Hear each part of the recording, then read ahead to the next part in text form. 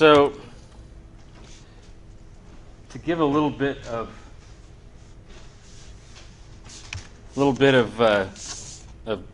like perspective for the lectures today and Thursday.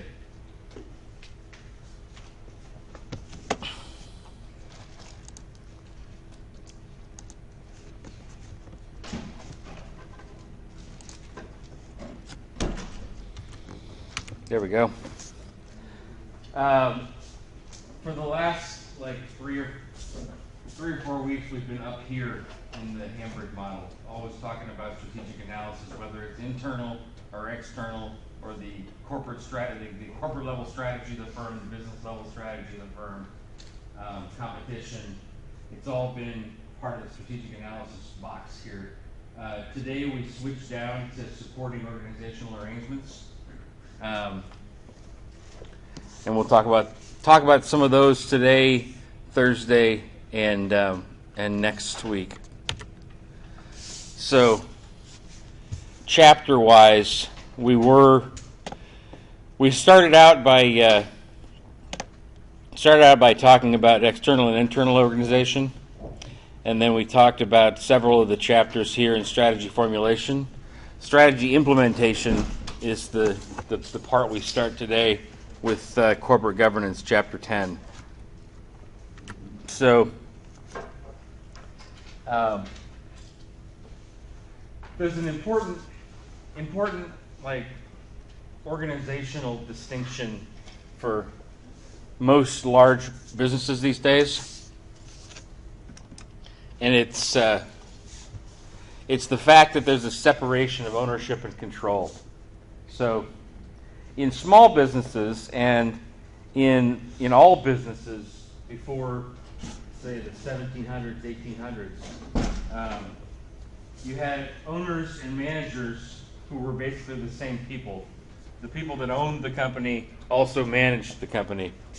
That's not the case anymore with large organizations, large corporations. The whole point of the word corporation is that it is an incorporated entity, separate from the individuals who run it. So there's shareholders who actually are the owners of the company. That could be anybody out in the public that buys shares of stock in the company. And then you've got the managers inside the company who are doing the day-to-day management of the firm. And there's a board of directors for all large corporations that sort of manages the relationship between shareholders and management. So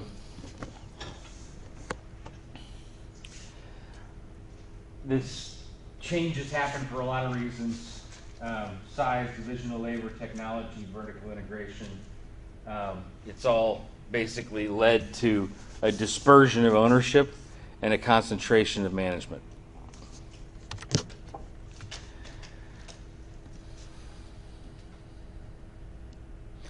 So some of the issues surrounding boards of directors, boards of governors in corporations. One is owner-manager divergence, so that a lot of times the goals of the owners, the stockholders, are not necessarily the same as the goals of the managers of the organization. The goals of the managers of the organization may be to maximize their own salaries and compensation, whereas the goals of the shareholders is to maximize their own wealth in this price of the stock. So sometimes there's a difference in goals between ownership and management that the board has to intervene in. Sometimes there's issues of information asymmetry. So basically, that means that the managers of the company know a whole lot more about what's going on in the company than the shareholders do, because the shareholders are not involved in the day-to-day management of the company. So the board of directors is also there to provide a certain amount of information and overview of the operations of the company to the shareholders. And then finally, risk aversion. They're depending on the company, some companies are risk averse, some companies are risk seeking. But for a given share of stock in a given corporation, you want a certain risk level, not more and not less, for as an investor. So the level of risk that the company undergoes or exposes itself to is also something that the board manages to the benefit of the shareholders. So there's two main philosophical or academic theories about boards of directors. One is called agency theory, and the other called resource dependence theory. Agency theory is basically talks about the differences in interest and differences in goals between owners and shareholders, or owners and managers. So agency theory is all about how agents, the managers of the company, are diverging in their interests from the owners of the company.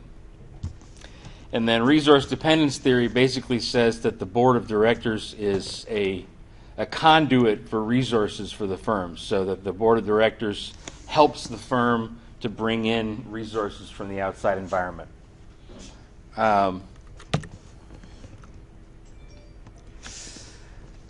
Another big issue with boards is whether the members of the board are insiders or outsiders. Insiders means that they actually work for the company. Outsiders means that the members of the board that are outsiders do not work in the company. They just are members of the board. That's it. You want to have a balance on your board between insiders and outsiders. If you have too many insiders, then sometimes the interests of shareholders are not necessarily taken into account because you got too many managers, too many agents managing the affairs of the board.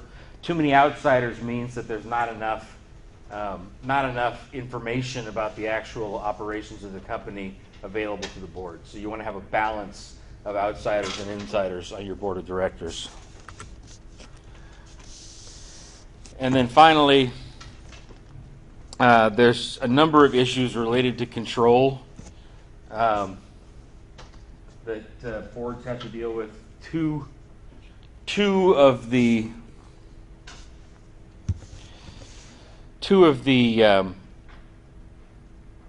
laws that have come up out of the last two major sort of breakdowns in corporate governance are Sarbanes-Oxley and Dodd-Frank. Those are the names of four senators and representatives who put together this legislation originally. Sarbanes-Oxley came out of the early 2000s when companies like Enron were guilty of massive fraud in their reporting to shareholders. And then Dodd-Frank is an outgrowth of the latest recession that we had related to derivative markets and the real estate industry in general. So those laws have a lot of reports that they require public companies to file.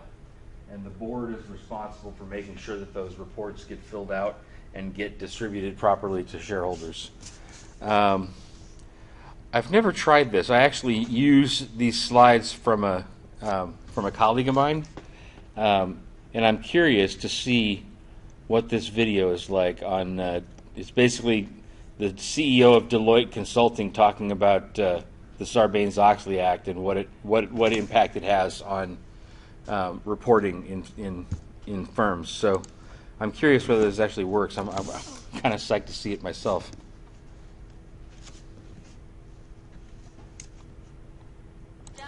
Hey, what's up? Super Kyle here. Devontae Freeman taking the handoff. Let's get it. We getting in, we having fun. It's getting real out here. But you know, it's every man for himself.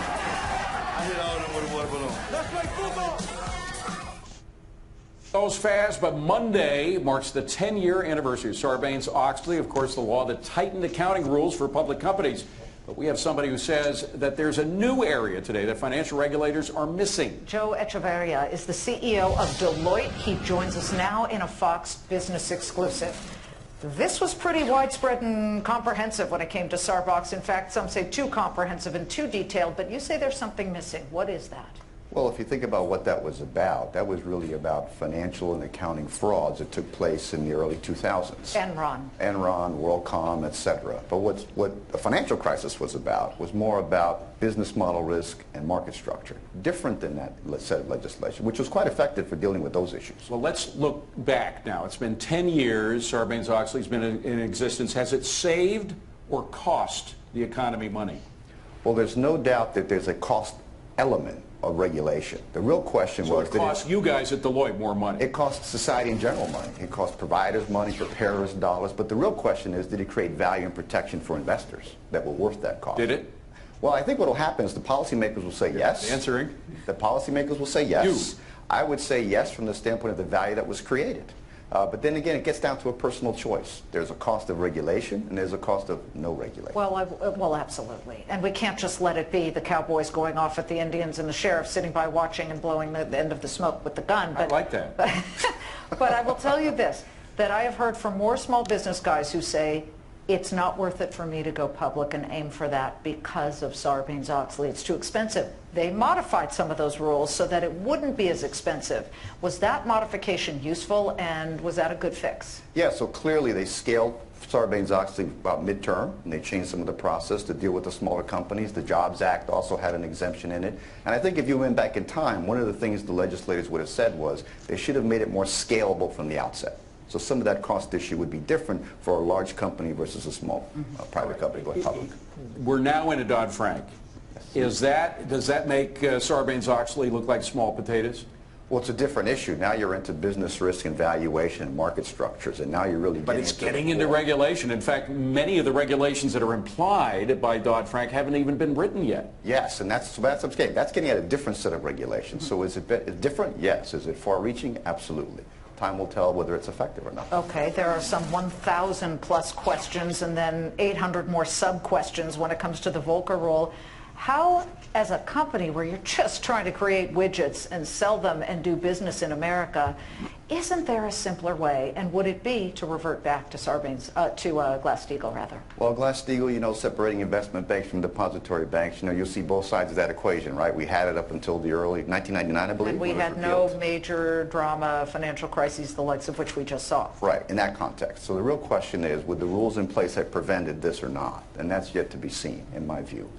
I do think, though, that the appropriate behavior here is that we in business and whoever, we lost the trust of the general society and the consumer. And there's a cost of that, and it's called regulation. But are regulations improving that sense of trust or discouraging? Well, I think in the Sarbanes era, absolutely yes. But that stood the test of time. It's 10 years later. Okay. Dodd-Frank has yet to be written. 80% of the rules have yet to be written. So it's yet to be known whether that's what's the case. So you're saying we have to wait? Have to wait. Joe, thank you. Thank you. Joe Echeverria, CEO of Deloitte. Thank you for coming. Thank you so much for having me again.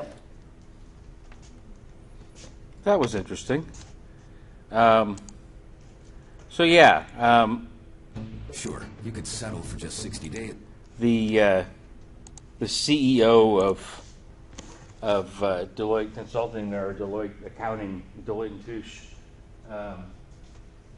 talking about the impact that both of those laws, Sarbanes-Oxley and Dodd-Frank, have on corporate costs. I mean, it costs money to report on things. It costs time, it costs money, it costs effort to produce the reports that are required by these pieces of legislation. And there's sort of an open debate in society that often plays out along Republican and Democrat lines about how much regulation is appropriate in our society. Democrats tend to favor more regulation. Republicans tend to favor less regulation. But both of these acts came out of big scandals that happened that shook the marketplace. So Sarbanes-Oxley was basically about misrepresenting or misreporting corporate earnings and corporate finances. Dodd-Frank is about what business models and what business risk are allowable and not allowable in certain institutions. One of the biggest problems with the recession and the financial crisis of 2007, 2008, 2009 was the fact that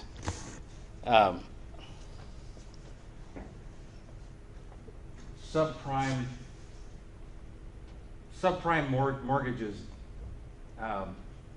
get sold off from the original bank the bank that originates them to the entity that actually holds the rights to that debt. And they get packaged into what's called mortgage-backed securities, and there's no way in the pricing of the mortgage-backed security to account for how risky the loans are that it's based on, because they've been repackaged, and you can no longer see what mortgages the security is attached to. It's a very complicated business model and business risk issue, but that was one of the main reasons for the financial crisis that we experienced about a decade ago, and Dodd-Frank is the law that came out to address that. Other issues of control that boards deal with: compensation for senior executives. So how much stock, how much salary are the senior executives of the company going to be compensated with? And then issues related to mergers and acquisitions, poison pills, golden parachutes. These are issues that have to do with the contractual details of mergers where or acquisitions where two companies come together to form one company. The board of directors is responsible for overseeing those contractual details and making sure that it's in the interest of the shareholders in the company to go forward with mergers and acquisitions. Got a nice table here of sort of academic work on boards of directors. It's a kind of a chart or table of the different roles and responsibilities that boards of directors have, according to a number of different academics. So Axelrod is one of them, Block is another, Poole is a third, Ingram is a fourth, and then the National Center for Nonprofit Boards is also one of the sources of information here.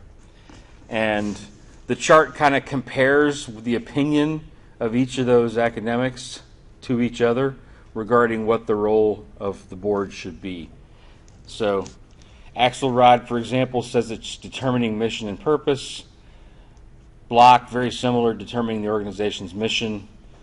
Poole, assure mission congruence and set broad policies. So all of these determine mission and purpose, determine organization's mission and purpose. They all have to do with the mission of the organization, regardless of which academic source you're referring to. So that's one of the roles of a board. Another role is to select and support chief executives, review the executive performance. So you'll see here, recruit, hire, evaluate, reward, or terminate, selecting executives and establishing conditions of employment, selecting executives, select and support the executives. So the second major task or topic or responsibility that boards have is to select who the senior managers of the company are. Who's the CEO, who's the president, who's the CFO, etc., and reviewing their performance. Third area that boards are responsible for, planning for the future. So you've got set policies and adopt plans for the organization's operations. Approve and periodically revise long-term plans, engage in strategic planning, organizational planning. So this is a planning topic, regardless of which academic we reference. Boards are responsible for planning the long-range direction of the company. Next responsibility, approve and monitor the organization's programs and services. So oversee programs and ensure of the institution to assure objectives are being achieved. Determine, monitor, and strengthen organization's programs and services. Approve and monitor programs and services. So the products or services, the operations of the company, both the products and services that it offers and the internal operations that it operates by, are also in the board's purview. Not to manage them, but to approve them and monitor to make sure that they are staying on track with the goals of the organization. Next area of responsibility, provide sound financial management, ensure adequate financial resources.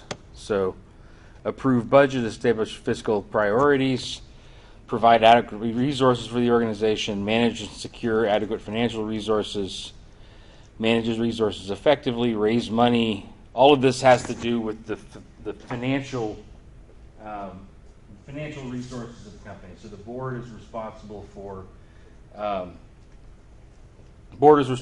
for both identifying and then being the steward of the financial resources of the organization.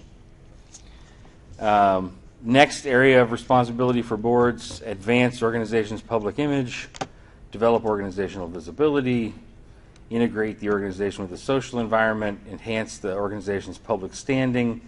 So it's being a face of the organization to shareholders, to the public in general.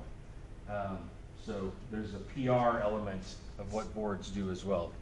And then finally, strengthen its own effectiveness, recruit and select new members, continuously appraise itself, recruit new members, carefully select and orient the new board. So it's sort of circular reasoning, but the final responsibility of the board is to select the board. There are periodic changes in who's on the board of directors, and the board of directors is responsible for finding new members and recruiting them and making sure that they're up to speed on what the board is doing. There's a big issue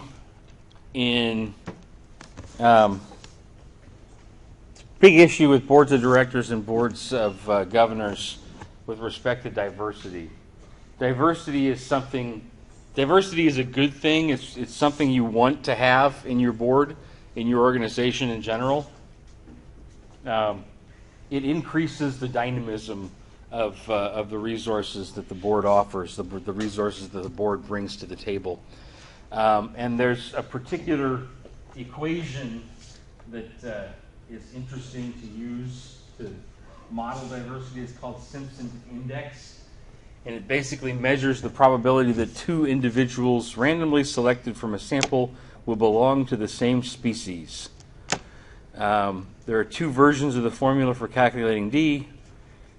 One here, the other one here. I usually use this one on the left. But basically, N is the total number. It's originally a a biological concept of species of organisms, but you can apply it to different types of individuals, different types of humans. The value of D ranges between 0 and 1, and in this case, 0 would be infinite diversity and 1 would be no diversity. So that's kind of counterintuitive to have lower values mean more diversity. So usually the Simpson's index of diversity takes whatever the value of D is and subtracts it from 1, so that the higher the number, the higher the diversity of the group. So one way that I like to illustrate this is by looking at concentrations of people in this room. So how many people in this room are an accounting concentration? No one? Probably people that are gone. Huh? Probably people that are gone. Possibly. How about marketing concentration? So 1, 2, 3. Oh, that doesn't work very well.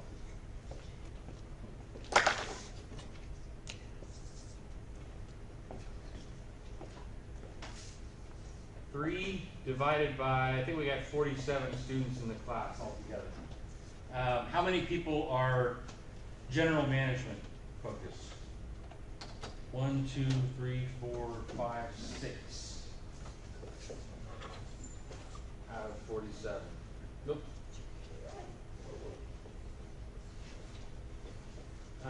Small business focus? 1. And what else have we got? Finance? Who's the finance focus? 2.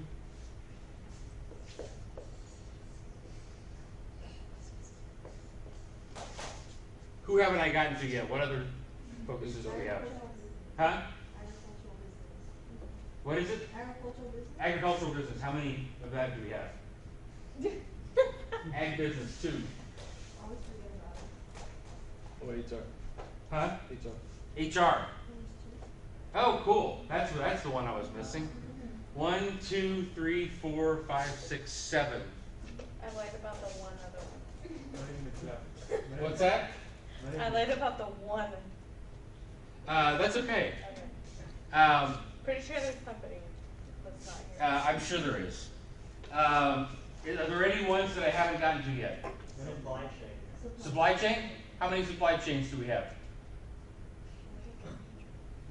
Bobby, what are you? General management. Okay. Anybody else that I missed? Management. Huh? Management. Management.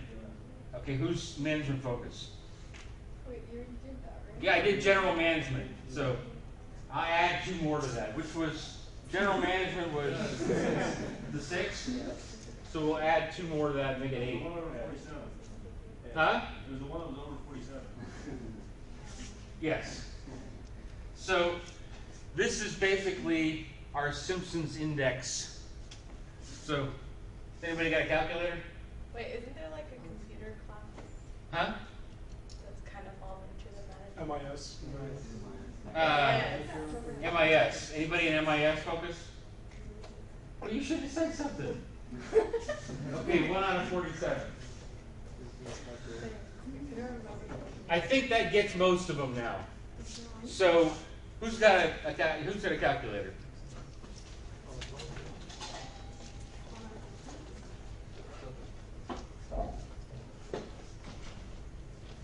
So 3 divided by 47. 0.06.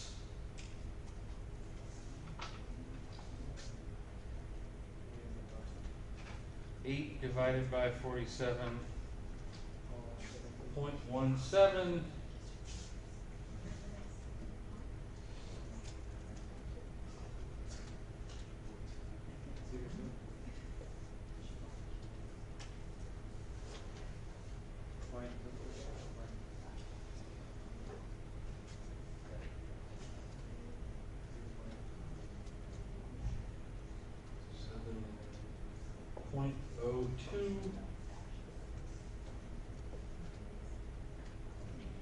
2 divided by 47, 0.04.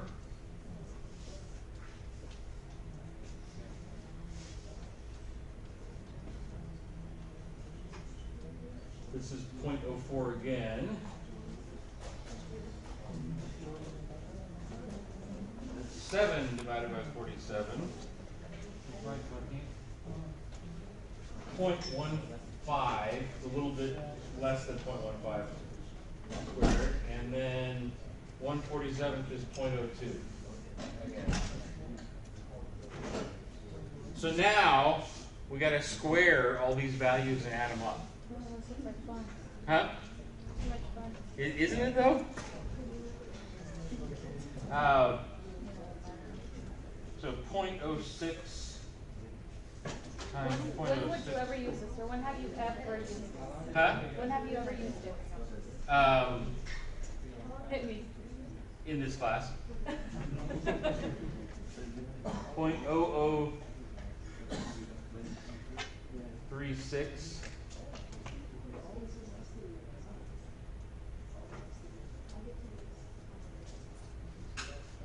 0.0289.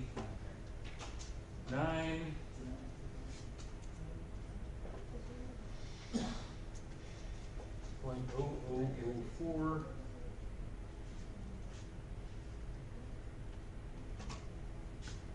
0.0016. 0.0016. 0.0004, and then 0.15 times 0.15 is 0.0225.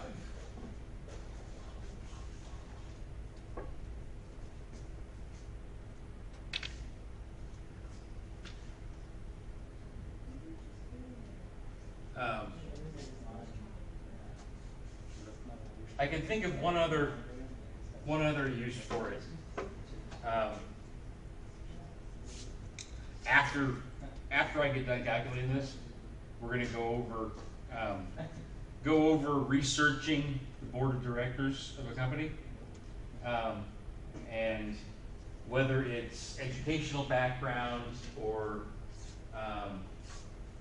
ethnicity or whatever else, whatever other characteristic you want to,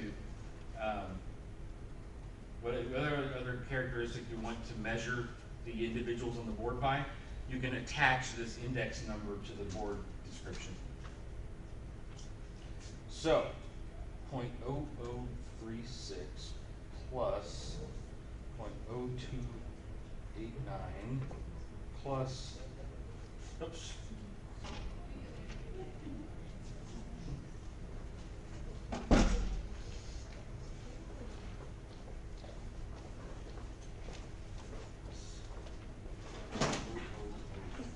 plus 0.0016 plus 0.0016 plus 0.0225 plus 0.0004. 0.059. Yep. So 1 minus 0.059. 0.941. So that's pretty diverse. We got a lot of different types of individuals in this class, different concentrations for their major, and hence we get a larger diversity number for the Simpson's index. The last thing I wanted to do today is do a little research on boards. So if we just go to Google and type in what you guys, somebody's doing Macy's, right? That's what I thought. Macy's Board of Directors.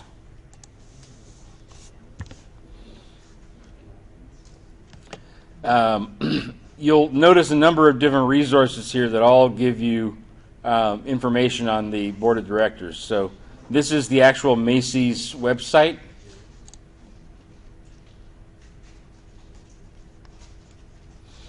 So this gives us everybody's pictures and the organizations that they work for.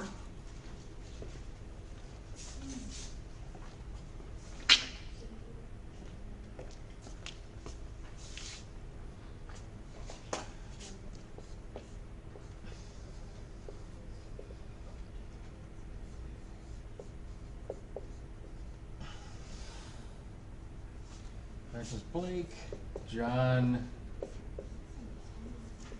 Bryant. Let's see here.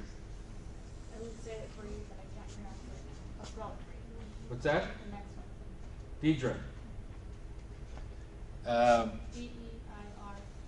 Hang on. I'm going to put a couple of columns in here first.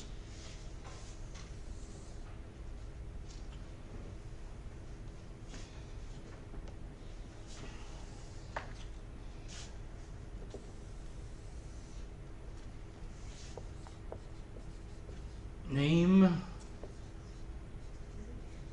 gender, insider, and education. Oh, and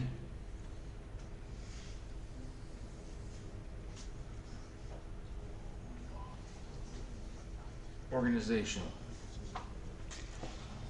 So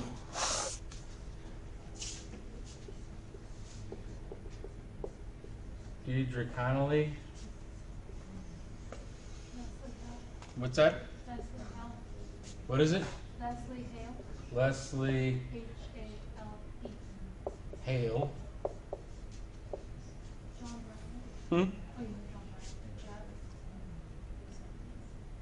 Jeff. Who else? Jeff. Jeff what? G-E. G-E-E? N-N-E-T-T-E. Got it.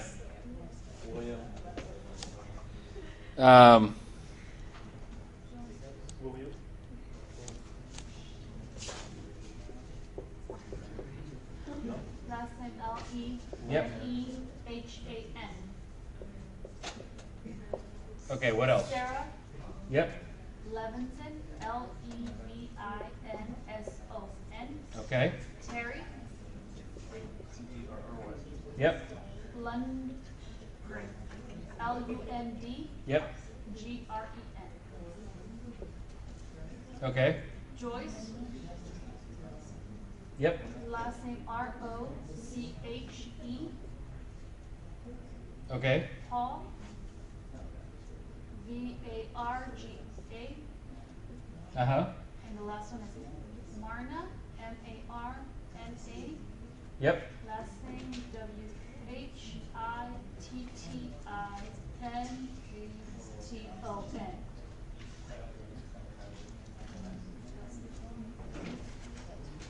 Got it. So, male and female and organization we can see here. So,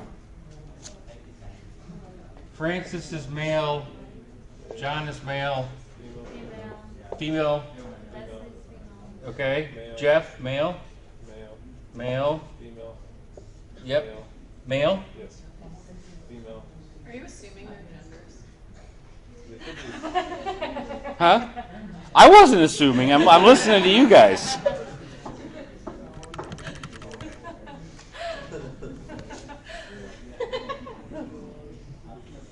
Okay, so Joyce was female, Paul is male, Yes, At least visually. and Marna? female. Okay. And then we've got organization. So Marna is from Allianz. Paul is from Brown Foreman Corporation. Okay. Joyce is from Girls Incorporated. That comes back. Yep. Girls Inc. Terry is from Macy's, so he's an insider. Yep. So we'll put I there. Okay. Who else? What about Sarah? Sarah's catapult. Okay. William. Okay. Four Corners Property Trust. Okay. Who's next? Jeff. Jeanette. Jeff is Macy's, so he's an insider. Okay. Lastly is RLJ Lodging Trust. What is it? RLJ Lodging Trust. Ladies GlaxoSmithKline. Deidre. Yeah. Okay.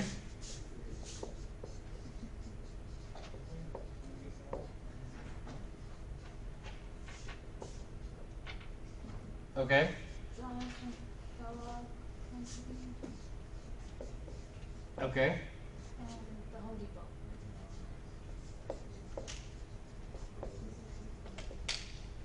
Cool. So we've got only 2 insiders. That's a little. I didn't expect that few. I would have expected a few more insiders on the board. So that gives us 3 out of the 5 columns that we wanted. Oh no, 4. We got insider 2. Education we didn't have in there. However, there's other places to look. So Morningstar is a database that we have access to here at Cal State. It's usually used for financial information, but you can also use it to research the board of directors of an organization. So here we got everybody that we just listed, descriptions of each of them. So Terry Lundgren has been director since May 97, chairman of Macy's Inc. since January 15, was also president of Macy's Inc., served as chief merchandising officer, blah, blah, blah, blah, blah, blah. This does not have, it has the past places that he worked, Kraft, Procter & Gamble, but it does not have his education in here. Some of the other ones do, however. I've checked before. Jeffrey Jeanette, Stanford University.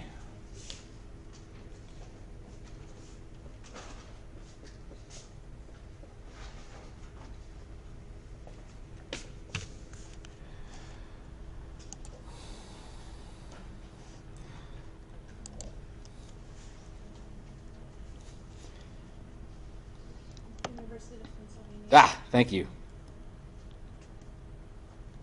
Oh, but she was actually, like, that's not where she went. She was the vice president and CFO of University of Pennsylvania. Interesting. So it looks like we don't have her education either.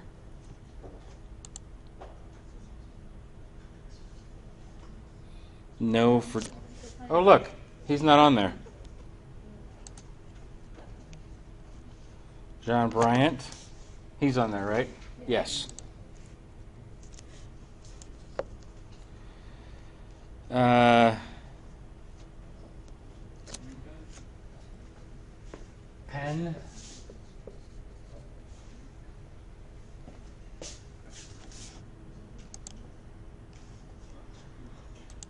Deidre.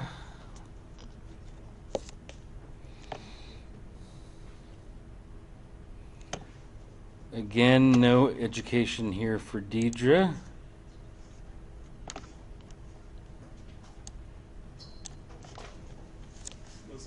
Huh? William Lenahan, Claremont McKenna.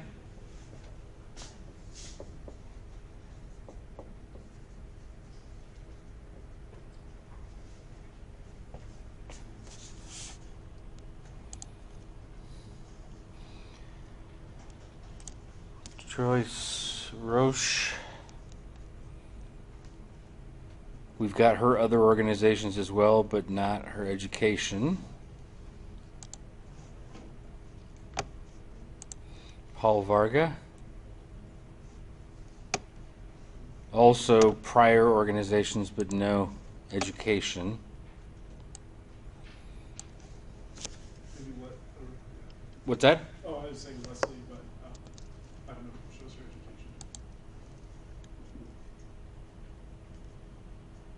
education. Sarah, we've also got, look, she used to be with MTV, NFL, Harley Davidson, but we don't have the education in there. Leslie, Harvard.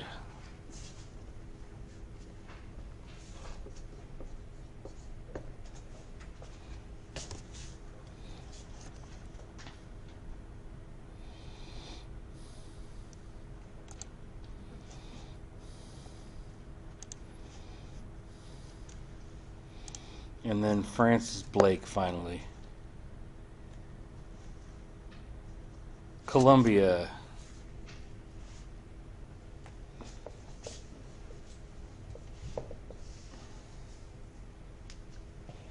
You know what's really disturbing? As I was looking at this, Leslie Hale, bachelor's degree in finance from Howard University in 1994. I got my bachelor's from Stanford in 1993. Like, what have I been doing with my career? I'm not anywhere close to being on a board of directors of a company. She's a year younger than me. Man, I need to get my ass in gear. So anyway, that's a little bit about boards. It used to be one of the tools that I used to have in your case analysis that I took out was a tool that looks just like this, where you guys have to go out and research the board of directors and fill out this chart.